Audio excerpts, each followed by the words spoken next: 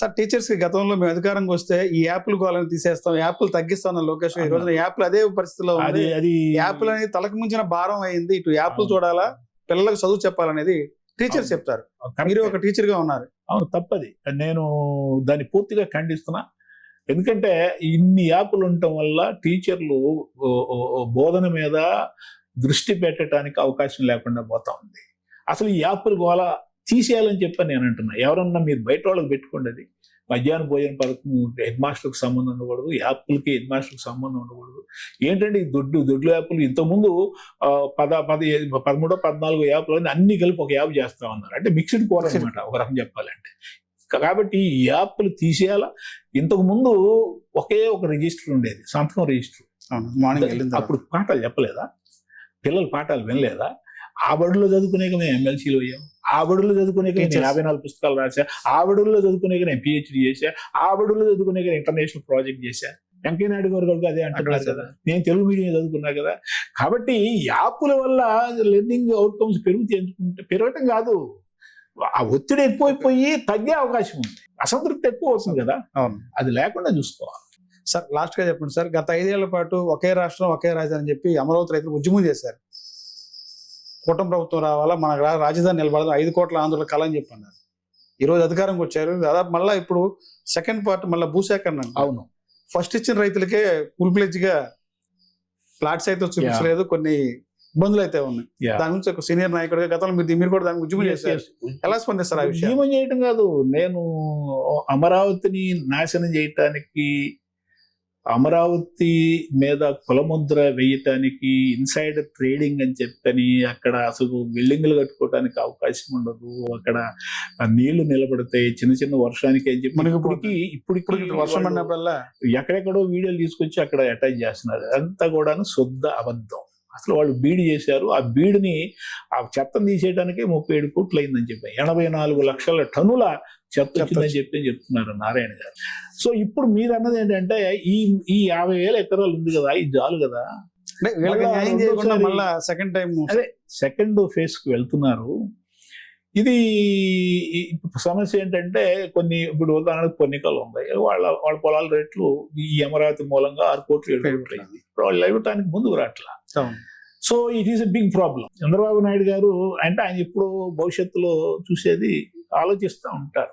ఇప్పుడు ఆయన ఆలోచన ఏముందో, ఆయన మనసులో ఏముందో నాకైతే తెలియదు. కానీ నేనేమనుకుంటున్నానంటే చంద్రబాబు నాయుడు గారు ఆరోగ్యంగా ఉండగానే ఈ అమరావతిని సంతృప్తిగా పూర్తి చేసి, ఈ పోలవరాన్ని సంతృప్తిగా పూర్తి చేస్తే ఆయన కాలంలోనే ముందు ఈ రెండింటి మీద దృష్టి పెడితే నీకు కావలిస్తే ఇంకా గన్నవరంలో ఇంకో 1000 ఎకరాలు తీసుకొస్తాయి. ఈ కొంపలు 500 ఎకరాలు చాలని చెప్పని అంటున్నాడు ఇప్పుడు అయ్యగారు. ఎవరు? జగన్మోహన్ రెడ్డి. విజయవాడ గుంటూరు మధ్య ఇప్పుడు 3 రాజధానులు పోయింది, 30,000 ఎకరాలు పోయింది. తర్వాత ఇక్కడ నుంచే పరిపాలన చేస్తాం, ఇక్కడ నుంచి పరిపాలన చేస్తాం. ఇవన్నీ మళ్ళీ యూటర్న్ తీసుకున్నారు. యూటర్న్ కూడా తీసుకోవాలా. మొన్న ఎక్కడ కూడాను ఆ వేటు న్యూస్ వాళ్ళు పెట్టిందంటూ సజ్జల రామకృష్ణారెడ్డి మేము 3 రాజధానులు ప్రతిపాదన విరమించుకుంటున్నామని చెప్పి అక్కడ చెప్పాలి. మీరు జాగ్రత్తగా గమనించండి. వాళ్ళు ఇప్పటికీ 3 రాజధానుల మీద మేము అధికారం వస్తే అమరావతి నుంచి పరిపాలన చేస్తామన్నారు. అమరావతిలో కూర్చుంటా ఉన్నాడు. 3 రాజధానులు మేము వద్దు అని చెప్పి 3 రాజధానుల ప్రస్తావన ఆ మాట రాలే, మీరు గమనించండి. అందుకని నేను ముందు వాళ్ళని ఏమార్చాలని చెప్పానంటే ప్రజల్లో తర్వాత 50 ఎకరాలు మిగతా 2 ఫేజ్లో వెళ్ళొద్దని నేను అన్నాను. పాపం ఆయన బాగా విజన్ ఉన్నటువంటి వ్యక్తి. వాళ్ళు హైదరాబాద్ బికాజ్ ఆఫ్ చంద్రబాబు నాయుడు. ఎవరన్నా కాదన్నా KTR కూడా ఒప్పుకున్నాడు, అక్కడ చాలా మంది ఒప్పుకున్నారు. సో ఈ రెండింటి మీద కాన్సన్ట్రేట్ చేస్తే నేను బతికుండగానే నేను చూస్తా అమరావతి ఒక పెద్ద నవనగరాల రాజధానిగా, ఒక కోలాలంపూరో లేకపోతే ఒక బ్యాంకాక్ లాగానో, లేకపోతే ఒక రోమ్ లాగానో, ఒక హైదరాబాద్ లాగానో నా కళ్ళారా నేను చూడాలని ఉంది నాకు. ఇది ఇంకోటి కాన్సన్ట్రేషన్ తప్పుద్దేమో అనేటటువంటి భయం ఉంది. అంటే దీనికి పెట్టాల్సిన డబ్బులు దానికి పెట్టేస్తే ఇది ప్రాబ్లం అవుతుందని. అందుకని నా వ్యక్తిగత అభిప్రాయం ఇది. నేను పార్టీని వ్యతిరేకించలేదు, చంద్రబాబు నాయుడు గారు వ్యతిరేకించారు. ఈ రెండింటి మీద కాన్సన్ట్రేట్ చేసినట్టయితే తర్వాత మీరు వెళ్ళండి. తర్వాత సాధ్యం కాదు, అప్పుడు రేట్లు పెరుగుతాయి కదా అంటున్నారు చంద్రబాబు నాయుడు గారు. ఇప్పుడైతే మనకి తక్కువ రేటు దొరుకుతాయి, అప్పుడైతే ఎక్కువ రేటు దొరుకుద్ది అంటున్నాము. అసలు అంత పెద్ద పెద్ద ప్రాజెక్టులు ఎందుకు అనేది, ఇది సాధ్యమయ్యేటటువంటి ఫీజిబిలిటీ ఉన్నటువంటి దాన్ని ముందు మనం తీసుకొని వీటిని అసలు పోలవరం పూర్తి చేశారనుకోండి ఉదాహరణకి, అవును. అసలు అది చాలు చంద్రబాబు నాయుడుకి. అసలు ఈ రాష్ట్రం చెప్పుకోవడం సస్యశ్యామలం కావాలని చెప్పారంటే, ఇవాళ దేశంలోనే అతి పెద్ద ప్రాజెక్ట్ ఏదని చెప్పానంటే అది మల్టీపర్పస్ ప్రాజెక్టు, బహుళార్థ ప్రాజెక్ట్ అంటున్నాం దాన్ని. పోలవరమే. అది పూర్తి చేయండి, అమరావతి పూర్తి చేయండి. అసలు ఎంత పేరు వస్తుంది చంద్రబాబు నాయుడుకి? ఈ రాష్ట్రం యొక్క ఆర్థిక స్థితిగతులు మొత్తం మారిపోతాయి. నీ తలసరి ఆదాయం పెరుగుద్ది, నీ తోల ఆదాయం పెరుగుద్ది. అసలు ప్రతి ఒక్కరు కారు కొనుక్కుంటారు, ప్రతి ఒక్కళ్ళ ఇంట్లో ఉద్యోగస్తులు ఉంటారు, ప్రతి ఒక్కళ్ళ ఇంట్లో వ్యాపారస్తులు ఉంటారు. ఆ పరిస్థితికి వెళ్ళిపోతాం మనం. దాని మీద కాన్సన్ట్రేట్ చేయమంటున్నా నేను కూడా. నేను చెప్పింది అర్థమైంది. అది నా అభిప్రాయం. అంటే ఈ 4 ఏళ్ళు ఉన్న టైం 4 ఏళ్ళు అమరావతి అన్న ఒక రూపు వస్తుంది. ఎస్, ఎగ్జాక్ట్లీ, ఖచ్చితంగా వస్తుంది.